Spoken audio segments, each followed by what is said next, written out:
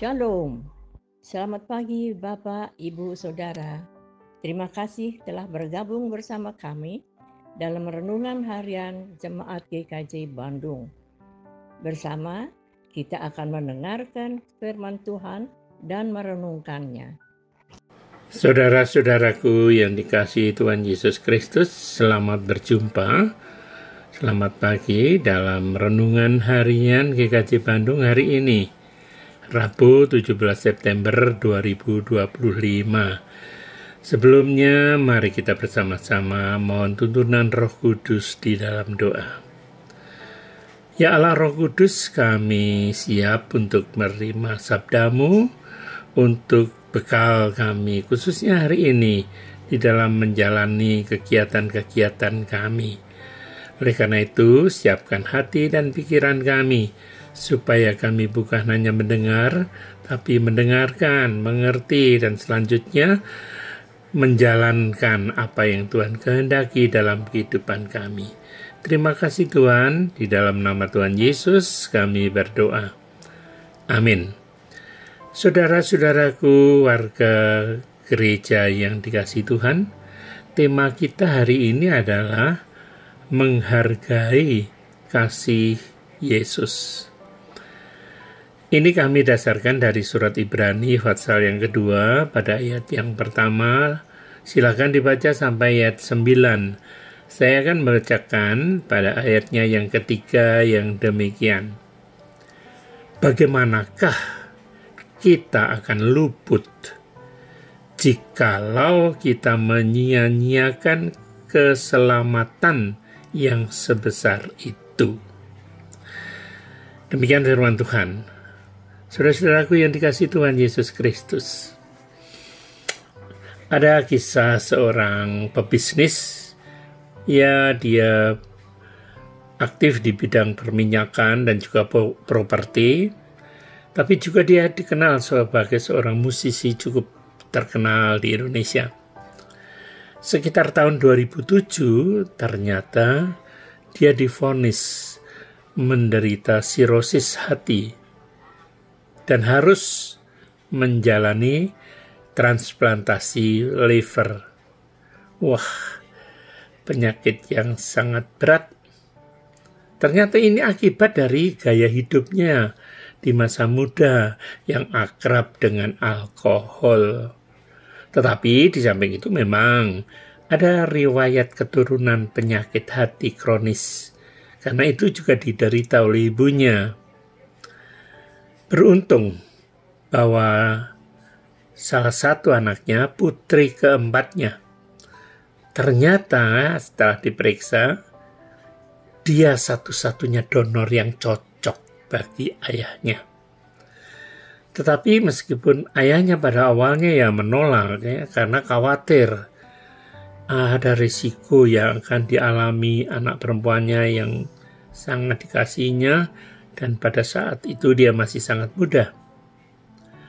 Akan tetapi dengan cinta dan keberaniannya sang anak gadisnya itu, dia bersikeras untuk memberikan sebagian hatinya untuk menyelamatkan hidup ayahnya. Nah, kesediaan ini, peristiwa ini, ternyata menjadi titik balik bagi sang ayah. Walaupun belum menerima transplantasi liver, sang ayah sangat terharu. Dia lalu berpikir, sehingga sejak saat itu hidupnya berfokus pada kasih dan cinta. Diawali dia merasakan cinta kasih dari anaknya. Lalu dia berpikir tentang kehidupannya sendiri, lalu berpikir tentang Tuhan. Ya, saudara-saudara yang dikasihi Tuhan, adalah hal yang wajar kan? Memberikan yang terbaik bagi orang yang sangat dicintai atau dikasihinya. Nah, dari situ kita harus berpikir bahwa Allah itu telah menganugerahkan karunia-Nya keselamatan untuk kita. Kita semua ini sebenarnya kan telah divonis kematian yang kekal. Tetapi karena Tuhan Yesus bisa dibilang telah mendonasikan hidupnya untuk kita dapat selamat. Karena maut itu sudah pasti bagi setiap dari kita ini untuk tidak selamat. Dan keselamatan itu sebetulnya bukan karena upaya kita, perjuangan keras kita. Kita hanya dapat menerima. Karena kita tidak akan pernah bisa mendapatkan keselamatan itu karena dosa-dosa kita yang telah kita perbuat. Namun, karena begitu besar kasih Allah kepada kita manusia, Dia telah memberikan keselamatan secara cuma-cuma bagi kita yang percaya. Dan itu supaya hidup kita tidak berakhir sia-sia. Saudaraku, betapa indah dan berharganya pengorbanan yang telah diberikan Tuhan Yesus kepada kita. Kita semua, laki-laki, perempuan, orang tua, anak muda, bagaimana seharusnya sekarang kita mensyukuri dan menghargai karunia Tuhan itu? Jadi wajib bagi kita untuk berjuang sedemikian rupa mempertahankan dan mengerjakan keselamatan yang telah kita terima. Jangan kita sia-siakan, sehingga kita wajib untuk berbalik dengan cara hidup yang benar.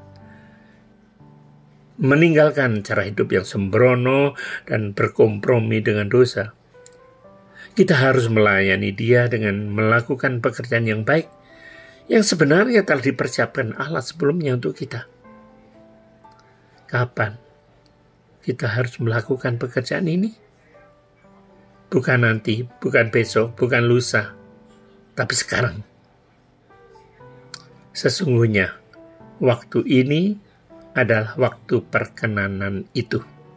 Sesungguhnya, hari ini adalah hari penyelamatan itu. Amin.